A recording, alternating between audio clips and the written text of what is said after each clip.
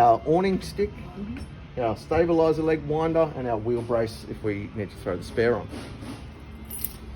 Okay, you pull this out to swing it down, and then in your front boot you've got a winder that goes onto this nut here. You wind that down until it just touches down on the ground. It's not designed to lift the van up, it's just to take the rock out while you're walking around in there, okay? Usually you'll go to your front boot and you've got one of these in there, okay? Silver one, my one looks a little bit different. The first thing you do is come down to this front arm here. There's a latch in the middle, which we put our hand around the back and slide the latch up and then flick it out of the way. Then there's a bolt under here which we need to back off a couple of turns. And we go down the other end and do the same.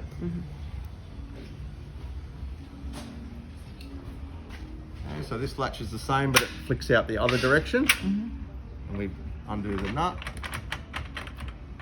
Okay, then with our stick, on the end of the barrel up here, there's a black lever that hangs down. With your stick, push the lever up and towards the caravan until you hear a click. Then get your stick onto the ribbon and give it a pull. Then put your stick back so you don't lose it. Jump over and flick the switch. It just makes it much easier to do it. Get out right once you get out. Yeah. Okay, so pull it all the way down. That till the weather flap comes out.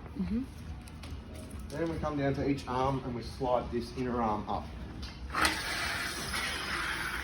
Press the black button inside with our finger, make sure it locks in place, and then tighten up this. This is the most important step. If we don't tighten up this, when we swing the leg out, it will close in on itself and it'll fall over and we can bend legs and do all sorts of things. Okay, so we do the same down here.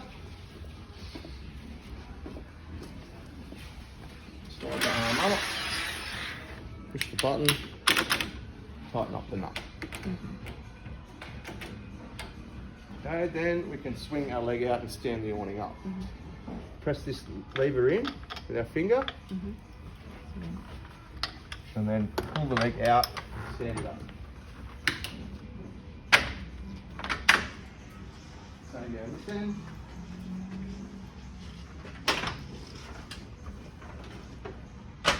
And then we want to retension this because it's loose. We hang on to this bar up here, lean your body weight on there, loosen it off, and then tighten it back up again. Get it nice and tight.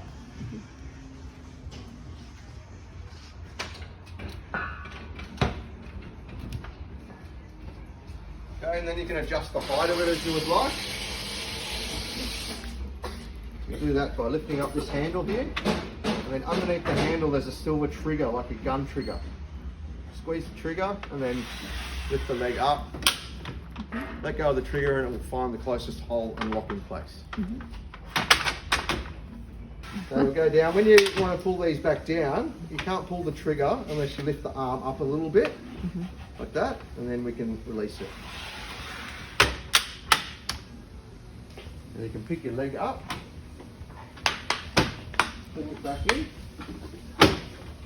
Do the same on the other end.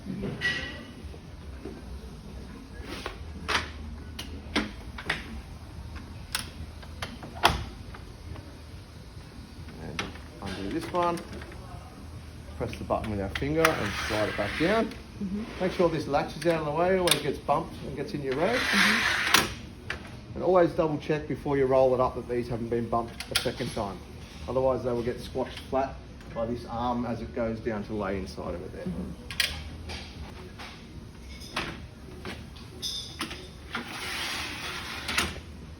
there. Okay, now when we roll it up, we have to make sure that we've got a really good grip on this cord.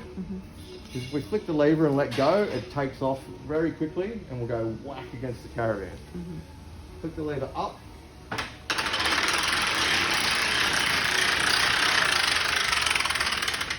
Now it doesn't hurt to let go for the last little bit, just to help it get up over that cuff and help the arms close up nice and tight.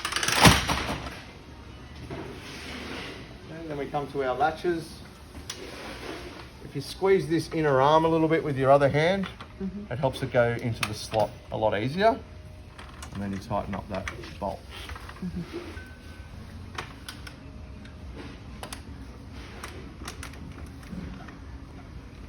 Okay, well done. Okay, so you'll see this cupboard's open. This is where we turn everything on and off from. And when you first come into the van, whether you're off-grid or you're plugged into power at a caravan park, you've always got to turn this black switch on to use the van. Okay, so you see if I turn that off, it kills the power to everything. The master switch? Yep, that's your master switch, the black one. Okay, so if you're storing your caravan, you want to turn that switch off. Usually you'll plug your van in the day before you go away so that you can get your fridge nice and cold and get all your food in the fridge. So yeah, it will top all your batteries back up when you're plugged into power. So as I said, you don't need to leave it plugged in permanently at home. Okay, so underneath your master switch, you've got one that says pump. At the front of the van, there's a inlet tap. Okay, that's where you connect a drinking water hose to when you're at a caravan park. When you're connected with your hose at the front of the van, you don't need to turn the water pump on at all. Okay, right. It pressurizes all the lines for you, like at home. It's only when you go off grid that you're relying on the 2 tanks that you have on board with water. So to get water out of those tanks, you need to turn the pump on. You shouldn't leave the pump on permanently, just turn it on and off as you require water. So you'll need the pump on to flush the toilet, have a shower, wash up, do all those sorts of things. So you should come here first before you do any of those, turn the pump on, go and have a shower, and then when you finish, come back and flick the pump off again. Only off-grid? When you're off-grid, yeah. Okay, now underneath the water pump, we've got one that says fan. That's for the fridge. The fridge has a fan that's installed into the vent that's on the outside of the van. While the fridge is running, it does generate a bit of hot air at the back of it. So you've got to have that fan on when it's 25 degrees or over. So at the moment, when it's a bit cooler, we don't need to turn the fan on. If you're leaving your fridge on while you're towing, so usually, as I said earlier, you'll get your van plugged in the day before you go away, so your fridge is nice and cold. And then when you connect up to your vehicle, the fridge will continue to run while you're on your way to your destination. But while you're towing, you should turn the fridge fan off. If you go on some dirt roads and things, it will be sucking dust into the vent. So it's best to turn it off while you're towing. Okay, up the top, you've got 2 switches that say hot water. On this side it says electric hot water, and this side is gas. Now, if we're at a caravan park and we're plugged into power, we can flick the electric hot water on. Make sure that you're connected to the hose first and you've got that turned on. And then once you flick that on, it'll take half an hour to heat the water up, and then you get 17 minutes worth of hot water. Hours then? Now with gas hot water, it heats the water in half the time, so you only have to wait 10 to 15 minutes, so you still only get that 17 minutes worth of hot water, and then you've got to wait 10 to 15 minutes again. Gas hot water going, you should make sure you've got your gas bottle turned on. Okay, usually I would direct you to light one of your gas burners first. This light flashes until the pilot light lights inside the hot water system, and then once it's lit and it's heating the water, this light will stay solid red. So if you're not purging the line and lighting one of your burners first, what you might find is after a few minutes, just come back and check this once you've turned it on. This light should stay solid red once it's lit. So if it hasn't got gas all the way through the line, that flashing light will start to blink fast. So doesn't it keep the... Okay, so up the top here, you've got your solar regulator. Okay, this is where we can check on how much voltage we have in our batteries. It's important to check that a couple of times a day if you're free camping, because you want to make sure that your batteries aren't about to go flat, basically. So to check on that, we can press this menu button here and it lights the screen up. And then each time we press the button, we get a different readout. So battery 13.3 volts, that's the readout that we're looking for. But if we keep pressing, it scrolls through and gives us a heap of different readouts. So load is to do with power consumption. And then we get up to the top, PV, that's our solar panel readout. So we keep pressing until we get to this one, battery 13.3 volt. So your van should kind of operate within 12 to 14 volts if everything's working okay. So if you check on this reading up here and it says that you're at 11 volts or 10 volts, usually it means you've got some sort of a problem. It can be one of 3 things. It can be usually a blown fuse in your battery box. It could be the terminals on the battery, the wires have become a little bit loose. And then there's also a earth wire that goes from one of the negative terminals and is screwed into the chassis of the caravan. So they're the 3 things to check. If you, okay, now down the bottom in here we've got our radio. It's a multimedia player, so you can put a DVD in the top there. It's got a thin little slot for putting music CDs and DVDs in. You can also put movies onto a micro SD card or onto a flash drive and watch movies that way. That will give you the picture coming out on the screen of your TV over there. and the sound will be coming out of the speakers inside the caravan. Okay, now if you're watching a movie, you might want to make sure that you fade the sound to just being inside the caravan. If you're at a caravan park, you might be blasting the neighbours with whatever you're watching. So to fade the sound, you go into this menu up here, and then you go to the EQ setting. And we've got a picture of a car. Turn the sound up so you can hear it. It's a little bit fuzzy in here. If we go to the back of the car, it's playing in the outside speakers only. And if we go to the front of the car, it's playing inside the van only. And in the middle is both together. Using it, so you connect everything up and then you wind your aerial up. So you've got an up and a down arrow. You may have had one of these in your old van, no? So you wind it up. Aerial will be slowly standing up on the roof as we wind it. Once you feel some resistance, you just stop winding. It means it's all the way up once it gets hard. And then we can pull down on this plate here and actually spin the aerial around to dial in for reception. Okay, so we can rotate it around. So what's indicating which way it's facing now? Okay, so you'll see this arrow here, and there's another one up here. Yep. That's the home position. So when it's in that position, it's facing like that. Okay. And when you turn it around, you'll dial in your reception, but you've just got to make sure that when you go to wind it back down, that you get these two arrows to line up again, so that it's in the same position as it got wound up in. Will it go down if it's not like that? It will, and it'll hang off the side of the caravan and it'll get broken. Okay, so make sure you line that up to wind it back down each time. And you can wind it back down. Same on the way up, just as soon as you feel resistance, stop winding or you'll break it. Down socket as well, so you can plug your phone cord straight into those sockets in there. Where's the USB? In one of these. In there, right. Yep, so the bottom one's USB, the top one is a 12-volt socket. Pin this up, we turn this handle, and we can open the lid. We've got a light switch on the side, and we've got a two-way fan in here. So this switch can flick both directions and make the fan spin both ways. So it's got a minus symbol, which is taking air out of the van, and then flick it the other way, it spins the other way and onto the plus side, and it's adding air into the van. Make sure you close these lids before you tow your van down the highway. See lots of vans, multiple latches on them. Okay, these bigger ones in the bedroom area have 5 latches. To open these up, we turn them 90 degrees like that, and then push out on the window, and then tighten these up in your desired position. Okay, you've got a fly screen on the top side. Now don't leave these down on a window that you rarely open. What will happen is these folds all kind of relax, and then when you go to push it back up, it all hangs out the front. Okay, so don't leave it down permanently. These ones are foil lined on the back, so they're a great blockout shutter, but you have to have these down while you're towing. Your window has to be all fully open. Okay, now when you close your window, make sure that you close all of these latches. If you just close one, there's a really good chance that when you get to your destination, you'll have no window. It will pop out. Okay, so make sure all of these latches are being closed, because you don't want to lose a window. Inside the microwave, there's a styrofoam tray to keep the glass plate in. Okay, don't throw it away. It's perfect for putting it back in each time when you're towing. This piece up here, it just goes in there like that. You can angle it around and get it to watch it from bed or watch it from in the couch area. Turn TV off when travelling. Yes. You've got So to then that stick it up on the wall can through that it. can then just take that off to put it on the one outside. Yeah. Yep. Well, you'd leave that on the back of the TV Yeah, sorry, permanently. yeah. You just So lift the the whole TV thing up on. and take Yep. it outside. Yep. So check on our water tanks. Okay, so you've got 2 95-litre water tanks on board. If we press this button, you'll see that that's giving us a reading that both tanks are completely full. And then you've got a 110-litre grey water tank at the back, which is empty. The water tank should be full while you're towing, and that keeps all the weight down low and in that specific spot so that you get a nice tow out of the van. If you've used up all of your water out of your water tanks and that's been shifted to the back of the van, it changes the weight balance of the van drastically, and your van's going to feel very, very different to tow, and it can be quite unsafe.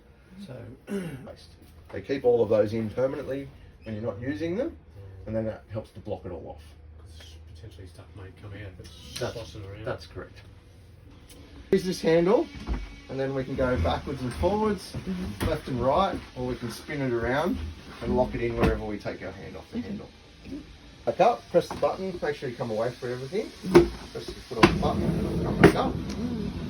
Now if you ever press this button and it won't go down, it's because this can move left to right, and the little hole there sometimes goes underneath that button and it kind of stops it from going down. So if you ever can't push it, just move this out of the way and then it should work for you. Always push it in and up that way as far as you can when you're not sitting there, so you've got plenty of walking space. Now underneath the bottom bunk, you've got some storage hatches. Got this one here which is accessible from outside. Oh, yeah. So make sure you lock that hatch if you're away from the van, because someone could open that and climb into your van, okay? And there's another storage area up this end, but you have to get into it by folding the mattress back, or you can't open the lid. Then you can get into that big area there too. Is that separate from that one? Here you've got a lock on your shower door. Make sure you keep that locked when you're towing. Otherwise it's going to be opening, closing and banging on here. It could break your vanity or smash your glass. The door for the bathroom has a pin down on the floor, which you push into that hole. To release it, you press on this side tab. And there's also another latch up on the wall here. Make sure both of those are installed, or your door's going to be sliding and banging and can come off the track and put holes in the floor. So And when you travel, just keep it open. now these hatches here, you can open them up with this, turning this black dial. And then you've got a fan on the corner to turn the exhaust fan on. Okay, and your toilet in here. So we spoke of this briefly before. When it's full, a light will come on up here that lets you know that it's time to go outside, remove it and go and take it for a walk to empty it.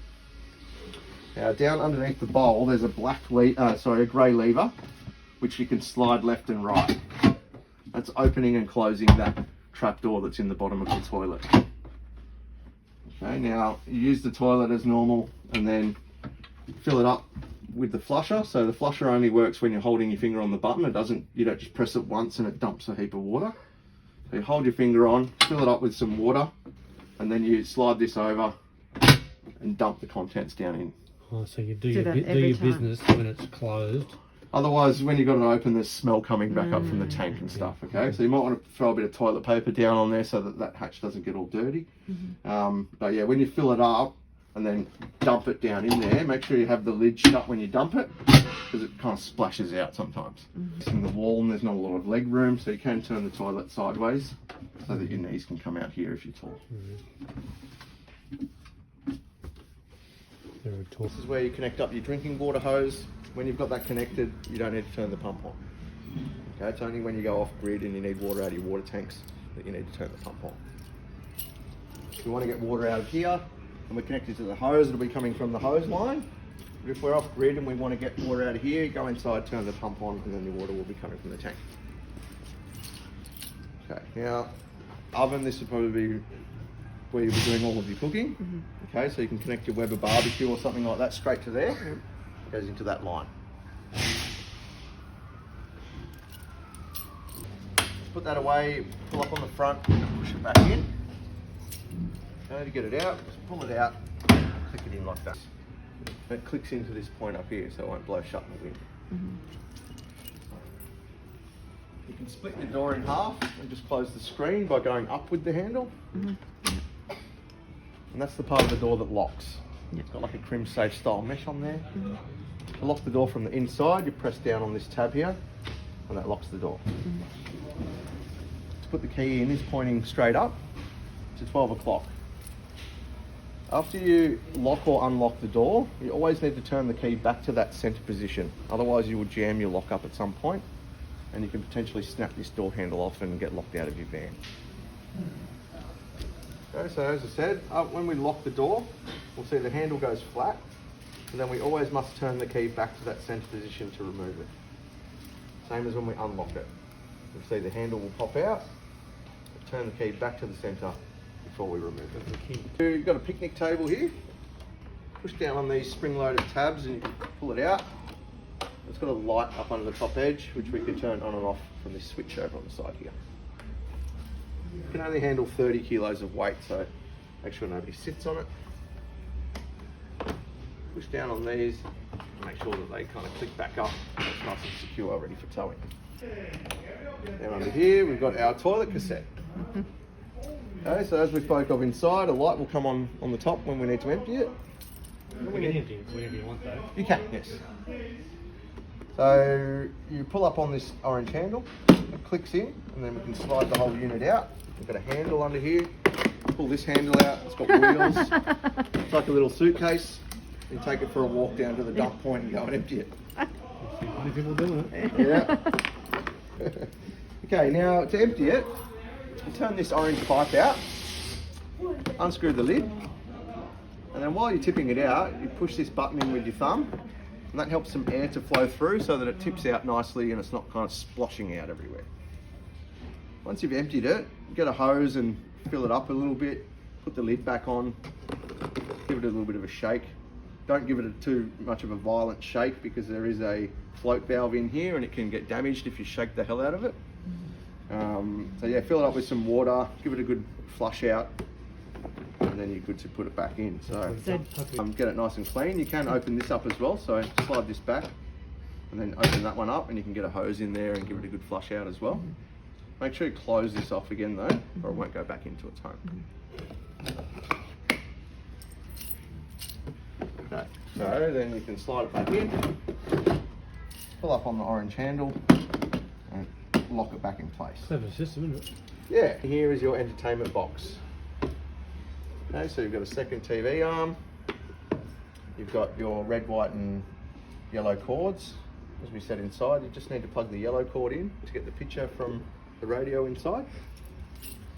Got a 12-volt socket and a power point in there, and then an aerial port if you're wanting to wind up that aerial and watch free-to-air TV outside as well. This top square gets really hot when it's running on gas, so just maybe educate the kids to, if you are free camping, to not touch this top square. It does get quite hot, they might burn their hand. Okay, access to underneath the bunks. As we said inside, make sure that we've got this locked if we're away from the van. Someone could climb in. Okay, water tank is down here. Okay, now so there's a connection that screws into there, and then there's a black hose which clicks onto the end of it. When you're at a caravan park, you leave this tap in a straight line and everything just passes straight through and goes straight down the drain. Yep. At a national park, you close it and that will be filling up. As we spoke of inside, they've got places where you're allowed to dump it at the park before you go home. Okay, this is where you plug your lead into the van to get all the 240 going. It will also charge your batteries up. 15 amp lead only. This is where we fill the water tanks from. On our keys, we have these car key looking keys, okay? Now, when these are unlocked, we can push and turn it. And when it's locked, it will just kind of free spin in the hole. Get the key back out.